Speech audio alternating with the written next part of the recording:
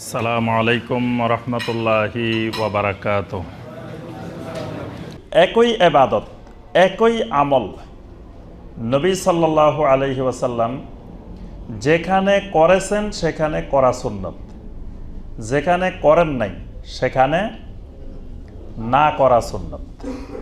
সুন্নতটা দুই ধরনের, মানে কোনো জায়গায় করা সুন্নত, কোনো জায়গায় না করা সুন্নত। একই আমল দুই জায়গায় দুই রকম হতে পারে। যেমন 5 ওয়াক্ত সালাতের আজান, এই 5 ওয়াক্ত সালাতের আজানটা সুন্নত, কিন্তু ঈদের নামাজে, জানাজার নামাজে আজান দিলে সেটা বেদাত। সেখানে আজান না দেওয়া সুন্নত। কেউ যদি সেখানে আজান দেয়, যদি মনে করে আজান কি খারাপ জিনিস, আজান তো ভালো জিনিস, তাহলে আমরা ঈদের নামাজেও আজান দিই, জানাজায়ও আজান দিই। আজান কিন্তু খারাপ জিনিস না, আজান ভালো জিনিস, কথাগুলো ভালো, ইবাদতটা ভালো, সবে ভালো। এখন কেউ যদি ঈদের নামাজে আজান দেয় তাহলে সেটা সুন্নত হবে না, সেটা হবে বেদাত। তাহলে একই জিনিস আজান, একই আমল, একই ইবাদত, এক জায়গায় সুন্নত আরেক জায়গায় বেদাত। তাহলে নিজেদের ইচ্ছা মতো একই ভালো জিনিস সব জায়গায় সম্পৃক্ত করা যাবে না। নবী সাল্লাল্লাহু আলাইহি ওয়াসাল্লাম যেখানে করেছেন বা করার অনুমোদন দিয়েছেন, নির্দেশ দিয়েছেন, শরীয়ত হিসাবে নির্ধারণ করেছেন, সেখানে করা সুন্নত, যেখানে করেন নাই সেখানে না করা সুন্নত। নবী সাল্লাল্লাহু আলাইহি ওয়াসাল্লামের সুন্নতের ইত্তেবা করতে হলে 6টা জিনিসের ইত্তেবা করতে হয়। মানে প্রত্যেকটা ইবাদতের ক্ষেত্রে খেয়াল রাখতে হবে যে 6টা দিক থেকে নবী সাল্লাল্লাহু আলাইহি ওয়াসাল্লামের সুন্নতের ইত্তেবা করতে হয়। 1 নম্বর দিক হলো সবব, সববের দিক থেকে ইত্তেবা করতে হয়। সবব মানে কারণ, কারণের দিক থেকে ইত্তেবা করতে হয়। যেমন কেউ যদি বলে যে ভাই জোহরের নামাজ, ফরজ নামাজ 4 রাকাত, আসরের 4 রাকাত, এশার 4 রাকাত, ফজর 2 রাকাত কেন, মাগরিব 3 রাকাত কেন? এগুলো তো 4 রাকাত করে হতে পারতো না, এখন এগুলো 3 রাকাত কেন, কারণ কি?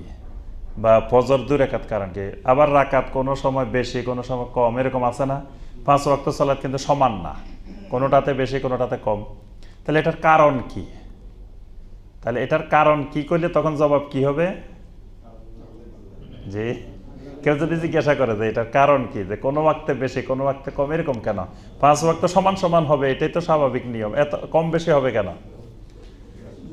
কারণ হলো নবী সাল্লাল্লাহু আলাইহি ওয়াসাল্লাম আমাদেরকে যেভাবে দেখাই দিছেন, যেভাবে নির্দেশ দিছেন, এটাই কারণ। এর বাহিরে এখানে বাড়ানো কমানোর আর কোনো কারণ একটাই, যে নবী সাল্লাল্লাহু আলাইহি ওয়াসাল্লাম করছেন এইভাবে, নবী সাল্লাল্লাহু আলাইহি ওয়াসাল্লাম এভাবে দেখাচ্ছেন, এটাই কারণ। এই জন্য প্রত্যেকটা ইবাদতে কারণে কারণে মিল থাকতে হবে, কারণের বাইরে গেলে সেটা বেদাত হবে। যতক্ষণ কারণ নবী সাল্লাল্লাহু আলাইহি ওয়াসাল্লামকে কারণ হিসাবে ধরা হবে ততক্ষণ এটা সুন্নত থাকবে। এখন কেউ যদি মনে করে না, ঠিক আছে নবী সাল্লাল্লাহু আলাইহি ওয়াসাল্লাম 5 ওয়াক্ত সালাতের নিয়ম করছেন, ফরজ করছেন, আসলে এটা ঠিক হয় নাই, আরো বেশি দরকার। কোনো ব্যক্তি 6 ওয়াক্ত নামাজ বানায় নিল, যে ফরজ নামাজ 5 ওয়াক্ত করছে, এটা বেজোড় হয়ে গেছে, 6 ওয়াক্ত করে নি, আরেক তো বাড়ায়নি, নামাজ তো খারাপ কিছু না, আমি ডেলি আরেক ওয়াক্ত নিজে নিজে ফরজ করে নিলাম। তাহলে এই যে বাড়াইলাম, বাড়ানোর কারণ কি? আমি 1 ওয়াক্ত বাড়াইলাম, এটার কারণ কি? না, এটা বাড়ানোর কারণ হলো আমি নিজে বাড়ানোটাকে প্রয়োজন মনে করতেছি, দরকার মনে করতেছি, এটা আমার কারণে বাড়াইছি। নবী সাল্লাল্লাহু আলাইহি ওয়াসাল্লাম ছাড়া আর কারো কারণে যদি কোনো ইবাদত বাড়ে সেটা বেদাত হয়। নবী সাল্লাল্লাহু আলাইহি ওয়াসাল্লামের কারণে যদি হয় সেটা হয় সুন্নাত। এখানে খেয়াল রাখবেন, কারণে কারণে মিল থাকতে হবে, সবব, এটা হলো সবব। 2 নম্বর জিন্স, জিন্সে জিন্সে মিল থাকতে হবে। জিন্স মানে প্রকরণ, মানে একই জাতীয়, একই ধরনের। যেমন আল্লাহ পাক বলছেন কোরবানির ক্ষেত্রে বাহিমাতুল আনআম, যে কোরবানি করতে হবে যেগুলো গৃহপালিত চতুষ্পদ জন্তু, বাহিমাতুল আনআম। তাহলে ওট, তারপরে বাকার, গানাম, নবী সাল্লাল্লাহু আলাইহি ওয়াসাল্লাম 3টা প্রাণীকে কোরবানির জন্য নির্দিষ্ট করেছেন। একটা হলো ইবিল, একটা হলো গানাম, একটা হলো বাকার। ইবিল মানে ওট, বাকার মানে গরু, মহিষ। মহিষটা বাকারের অন্তর্ভুক্ত, এটা গরুরই একটা প্রকার, মহিষটা, এটা আলাদা কিছু না। তারপরে ছাগল, ছাগলের মধ্যে ভেড়া দুম্বা যা আছে এগুলো সব গানাম, এক জাতীয়। আচ্ছা, এগুলো চতুষ্পর্যন্ত এবং গৃহপালিত।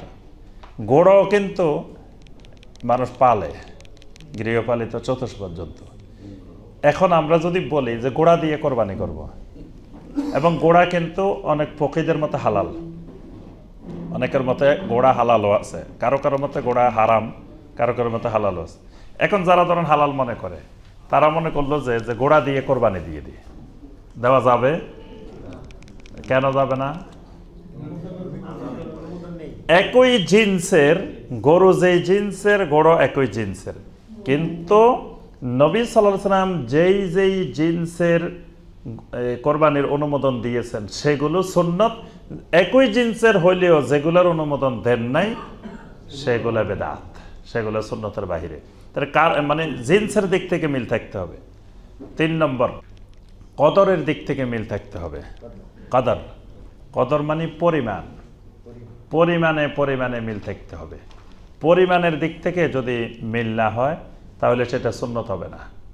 পরিমাণ কেমন? যে নবী সাল্লাল্লাহু আলাইহি ওয়াসাল্লাম যেখানে যেই পরিমাণ ইবাদত করেছেন সেখানে সেই পরিমাণ হইতে হবে। পরিমাণের থেকে বাড়ানো যাবে না, কমানো যাবে না। যেমন যে জুমার নামাজ নবী সাল্লাল্লাহু আলাইহি ওয়াসাল্লাম 2 রাকাত পড়ছেন, এখানে 3 রাকাত করা যাবে না বা 4 রাকাত করা যাবে না। পরিমাণে কোনো জায়গায় বাড়ানো যাবে না, কমানো যাবে না। পরিমাণে বাড়াইলেই সেটা বেদাত হয়ে যাবে, পরিমাণে কমাইলেই বেদাত হয়ে যাবে। নবী সাল্লাল্লাহু আলাইহি ওয়াসাল্লাম যেখানে যেই পরিমাণ ইবাদত করেছেন সেখানে সেই পরিমাণ ইবাদত করতে হবে। এরপরে মাকানে মাকানে মিল থাকতে হবে, স্থানে স্থানে মিল থাকতে হবে। যেমন আরাফার ময়দান, আরাফার ময়দানটাকে নবী সাল্লাল্লাহু আলাইহি ওয়াসাল্লাম হজের জন্য নির্দিষ্ট করছেন। মুজদালিফা, মিনা, যে জায়গাগুলোকে নির্দিষ্ট করা হয়েছে, এই জায়গাগুলোর বাহিরে যদি এর থেকে বেশি সংখ্যক লোক একত্রিত হয় তাও সেটা হজের আওতাভুক্ত, মানে এগুলো জায়গার সাথে সম্পৃক্ত। নবী সাল্লাল্লাহু আলাইহি ওয়াসাল্লাম ওই স্থানের সাথে সম্পৃক্ত করে দিয়েছেন। আবার কিছু কিছু সময়ের সাথে সম্পৃক্ত, এই সময়ের বাইরে গেলে আর সুন্নত থাকে না, বেদাত হয়ে যায়। যেমন আরাফাতের ময়দান তো সারা বছরই থাকে, ময়দান এটা খালি পড়ে আছে। বছরে একটা শুধুমাত্র নির্দিষ্ট সময়, 9 জিলহজ, সূর্য পশ্চিম আকাশে ডলে পড়লে তখন থেকে সূর্য অস্ত পর্যন্ত, এই সময়টাই হলো আরাফার ময়দানের ফজিলত। বাকি 353 দিন এখন পড়ে আছে। আমরা যদি কই যে না ওই সময় এত মানুষের ভিড় থাকে, যাইতে কষ্ট হয়, এখন ফ্রি আছে, আমরা যাই সারাদিন বসে থাকি আরাফাতের ময়দানে, কোনো ফজিলত হবে? এখন বাংলাদেশে এখানে বসে থাকা যে কথা, আরাফাতের ময়দানে বসে থাকাও একই কথা, কোনো ফজিলত নাই। কারণ কি? এটা সময়ের সাথে, জামানের সাথে সম্পৃক্ত। তো এজন্য নবী সাল্লাল্লাহু আলাইহি ওয়াসাল্লামের সুন্নতের ইত্তেবা করতে হলে এই বিষয়গুলোর দিকে খেয়াল রাখতে হবে, যে এরকম সর্বক্ষেত্রে ইত্তেবার ক্ষেত্রে মিল থাকতে হবে। মিল যদি না থাকে তাহলে সেটা বেদাত হয়ে যায়, আর মিল থাকলে সেটা সুন্নত থাকে।